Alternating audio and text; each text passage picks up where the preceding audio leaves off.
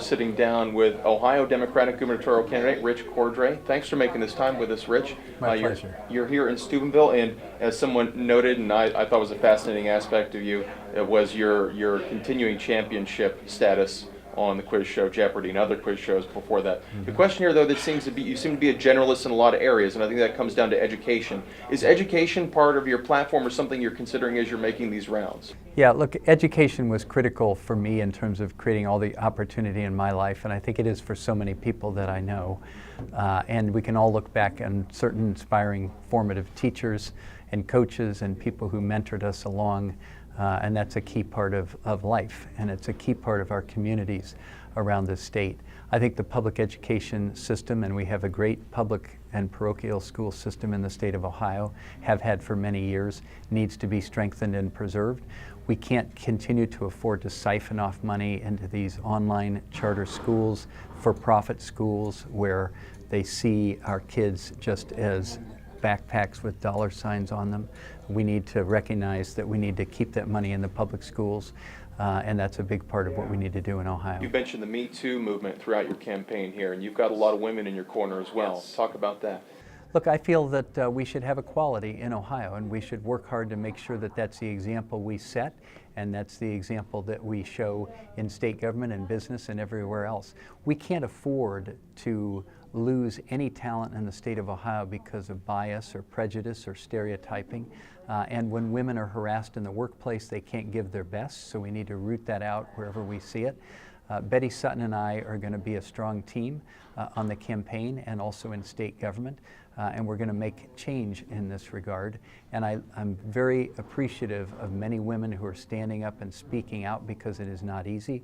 But as I also say, men have to stand up and speak out about other men in order to make sure that we make the change we need for Ohio and for the United States. Is that something that you can help change in the culture, in the legislature, or just in the executive office in Ohio? I believe so. Not only can we change it by our example, but we have a very strong anti-sexual harassment policy that we're going to implement in state government. We're going to implement it for all businesses that do business with the state government, do contracting with the state as well. And we're going to set an example that this is what we want in Ohio. A tolerant, inclusive, welcoming community that recognizes that everybody has talent they bring to the table. We need them all in Ohio, and we need to work together and go forward. You've touched on, at least on social media, criticism of the quote-unquote setback legislation when it comes to renewables. Talk about that a little bit.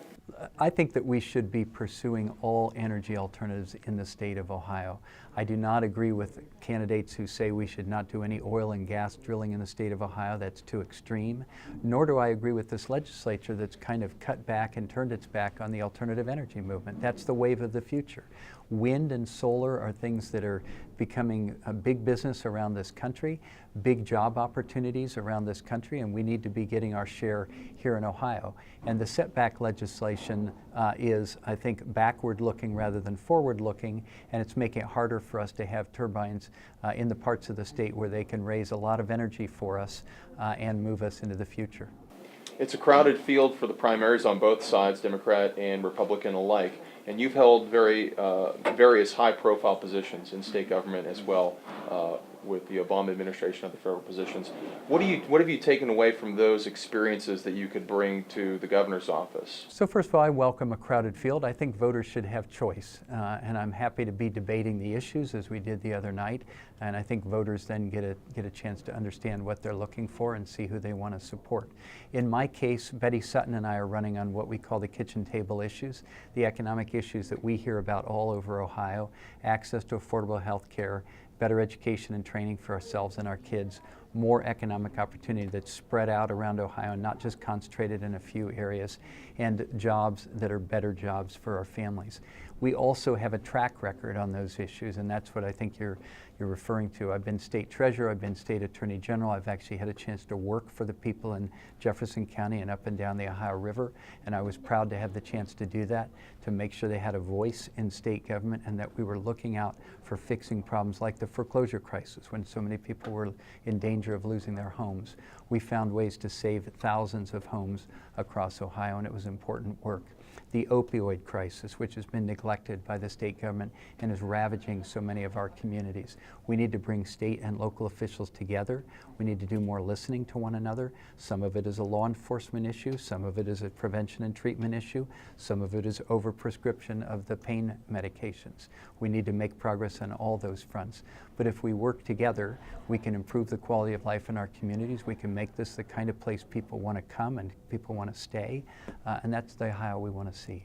I want to touch on your experience as the first head of the Consumer Financial Protection Bureau. I think any reasonable person looking at how Mr. Mulvaney's handling the Equifax investigation, it seems troubling. Comment on that, and then also what you could do in terms of protecting Ohioans from fraud, scams, and other financial aspects. Yes, I am troubled by what I see. The Equifax data breach affected about 150 million Americans. It's one of the most major problems we've seen in recent years.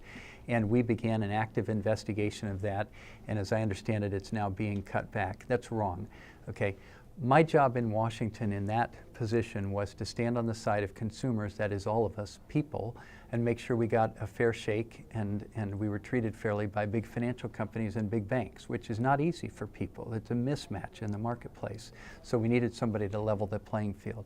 I bring that experience now to state government as to how we can reduce fraud and scams and protect people in our communities, make sure that they're treated fairly in their mortgages, in their credit cards, in their auto loans, in their student loans, and that we rein in the runaway payday lending industry in this state, which has some of the highest interest rates in the nation. These are all things we can do here in Ohio, and I bring that experience to the job and think I can be effective for the public here. Lastly, Rich, what are you hearing from voters? What are they telling you? We heard a little bit here from concerns from senior citizens and others. What demographics, what types of voters are saying, I need help? I think the common thread is people are most interested in economic issues, and it's healthcare, it's education, it's economic opportunity. Then everybody has some particular issues that they're concerned about. In some places it's energy, in some places it's the environment, in some places it's criminal justice reform. Up in Toledo, it's the impairment of Lake Erie, western Lake Erie, which is an environmental disaster right now. In different parts of the state, it's different things, and I want to be responsive to all those things, but we're going to keep our main focus on the economic issues that we know are pretty common across families and across individuals around the state, and that I think is the thing that we need to be focused on most specifically.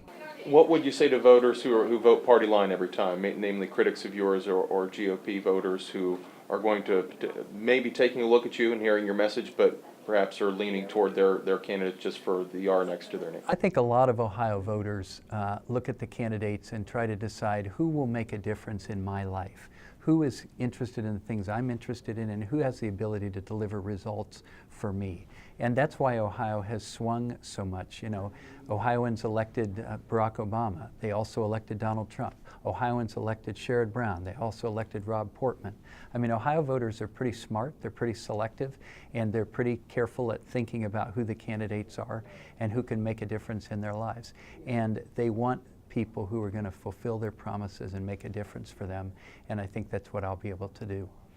Rich, thanks for your time today. My pleasure. Thank you.